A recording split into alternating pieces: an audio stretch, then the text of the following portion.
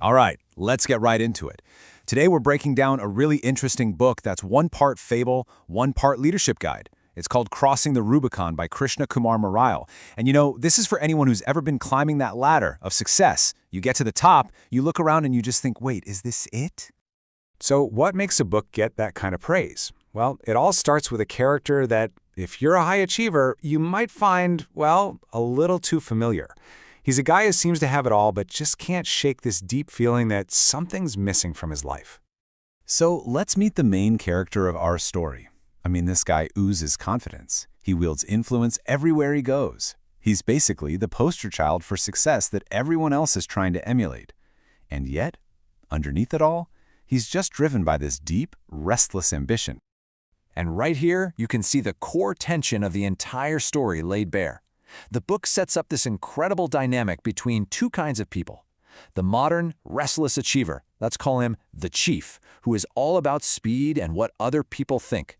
And then you have the wise, almost mysterious old monk, who is the total opposite, all about stillness and inner peace.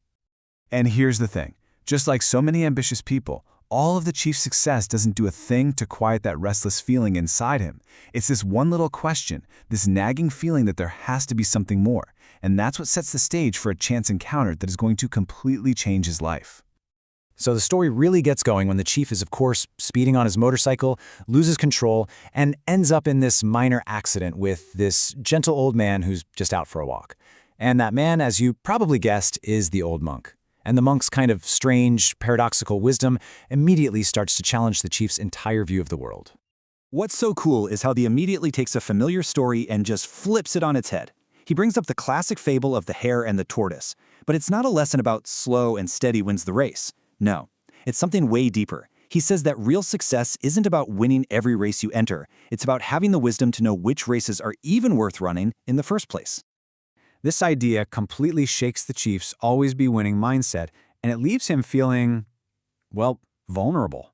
For the very first time, he actually admits that he might be lost.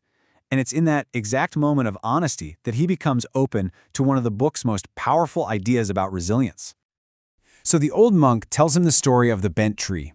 He says, imagine a huge storm hits a forest. The big, rigid trees that try to fight the wind, they just shatter and break. But the young tree, the one that bends with the storm, that adapts, it doesn't just survive, it actually grows stronger, its roots digging in even deeper. The lesson is crystal clear. True strength isn't about being rigid and in control, it's about being resilient and knowing how to adapt to life's storms. But, adapting to the storms outside of you is only half the battle. Next, the monk helps the chief face an even bigger challenge, the struggles that are happening inside his own head. The first internal challenge is what the book calls the mask. And you know exactly what this is, right? It's that fake persona we put on to please our boss or our clients or our friends. The real danger here is that the longer we wear that mask, the further we get from our authentic selves. And that's what leads to that awful feeling of being an imposter. And the cure for this? Well, as the monk explains through a little bit of Shakespeare, it isn't some complex strategy.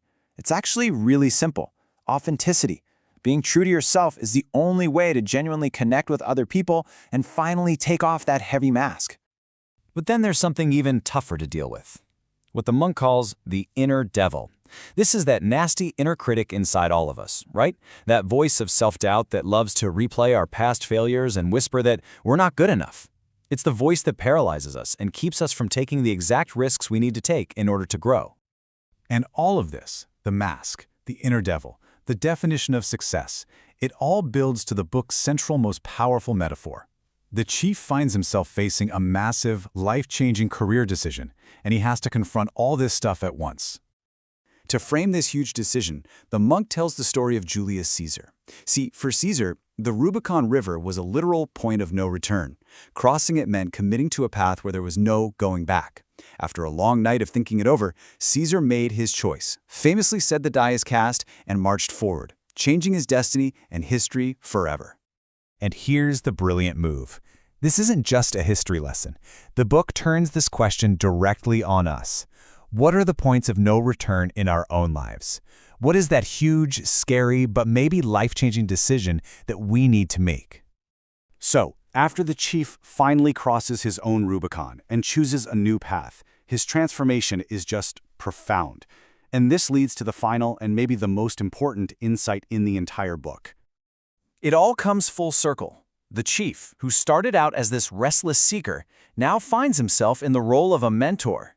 He starts embodying the monk's wisdom by guiding a young tennis player who's dealing with the exact same self-doubt and pressure that he used to face. The student, as they say, has become the teacher. And this brings us to the book's ultimate takeaway, its big reveal. This kind of deep wisdom, it isn't some far-off mystical thing you have to go on a pilgrimage to find. It's not hiding away on some remote mountain. The old monk is a metaphor. He represents the mentors, the teachers, the coaches, the guides who are all around us, if we're just alert enough to notice them. And even more than that, he represents the potential for that same wisdom that's already inside each of us. And so, crossing the Rubicon leaves us with this powerful and really provocative final question. The journey isn't just about finding wisdom for yourself.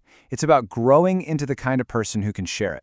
It completely shifts the focus from a life of just seeking and achieving to a life of truly meaningful guidance. It's definitely a question worth thinking about.